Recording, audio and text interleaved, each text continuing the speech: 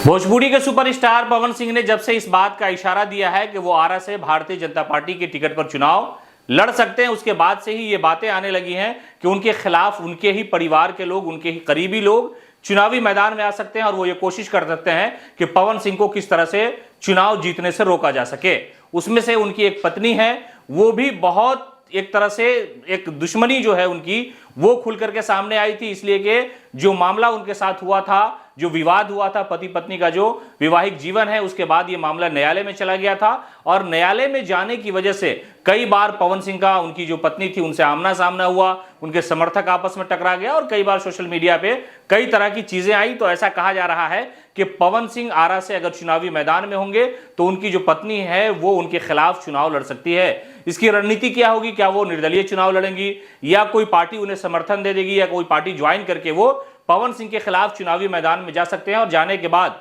वो यही कहेंगी कि इस व्यक्ति ने हमारे साथ इंसाफ नहीं किया, 7 जन्म निभाने का वादा किया था, बीच में छोड़ के चले गए, इसलिए जनता इन्हें वोट न दे, इसलिए कि ये भी आरा को बेवकूफ बना सकते हैं, इनके साथ छलावा कर सकते हैं, धोखा दे सकते हैं। तो इसलिए उनकी जो पत्नी है वो चुनावी मैदान में पवन सिंह के खिलाफ खड़ी हो जाएंगी, तो पवन सिंह के लिए शायद मुश्किल हो जाएगी, इसलिए कि कई बार हमने देखा है कि चुनावी मैदान में एक ही परिवार के 2 लोग, कई ऐसा विधानसभा, कई ऐसा लोकसभा है जहां पर पति और पत्नी, सास और ससुर, भाई भाई इस तरह से चुनाव लड़ते रहे हैं। तो ये जो राजनीतिक लड़ाई है वो घर की लड़ाई से शुरू होकर के चुनावी मैदान में भी चली जाती है और पवन सिंह के लिए ये हो सकता है मुश्किल खड़ी हो जाए, क्योंकि पवन सिंह ये चाहते हैं कि वो आरा से चुनाव लड़े इस बार 2024 में और भारतीय जनता पार्टी के टिकट पे वो चुनाव लड़ेंगे, इसलिए कि उन्होंने पहले कई बार कहा है कि आरा की जो सरजमीन है वो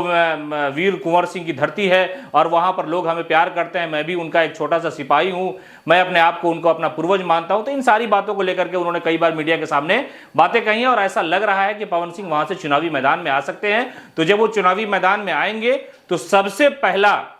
जो उनके खिलाफ उम्मीदवार खड़ा हो सकता है वो उनकी पत्नी हो सकती है, इसलिए उनकी पत्नी से हाल ही के दिनों में जो तलाक का मामला है वो न्यायालय में जाकर के समाप्त हुआ था और बहुत विवाद हुआ। पवन सिंह जब न्यायालय पहुंचते थे, इस दौरान जो सिक्योरिटी एहलकार है वो बड़ी संख्या में वहां मौजूद रहते थे और पवन सिंह को घेरे में लिया जाता था, समर्थक बड़े आ जाते थे और उनकी पत्नी कई बार ये कह चुकी है कि इस व्यक्ति ने हमारा जो जीवन है वो बर्बाद कर दिया, हमारी जिंदगी के लिए काल बन गया। और फिर ये पूरा मामला जो है न्यायालय में गया, कोर्ट में सारी चीजें सुनवाई हुई, उसके बाद दोनों अलग हो गए। लेकिन अब जो है अलग होने के साथ साथ जो सियासी दुश्मनी है वो सामने आ सकती है, इसलिए कि चुनावी मैदान में पवन सिंह होंगे और पवन सिंह के खिलाफ उनकी पत्नी जो है चुनाव लड़ सकती है। चुनाव लड़ने की वजह यह भी हो सकती है क्योंकि वो चाहेंगी कि जो झगड़ा घर से शुरू हुआ न्यायालय तक गया, न्यायालय के बाद सियासी मैदान में भी आ जाए ताकि वो उन्हें शिकस्त दे सके और ये शिकस्त देने के लिए वो निर्दलीय चुनाव लड़ेंगी या कोई ऐसी पार्टी उस वक्त स्थिति ऐसी बनेगी तो वो चुनावी मैदान में आ जाएंगी और किसी पार्टी के बैनर तले वो चुनावी मैदान में आकर के पवन सिंह को पराजित करने की पूरी कोशिश करेगी।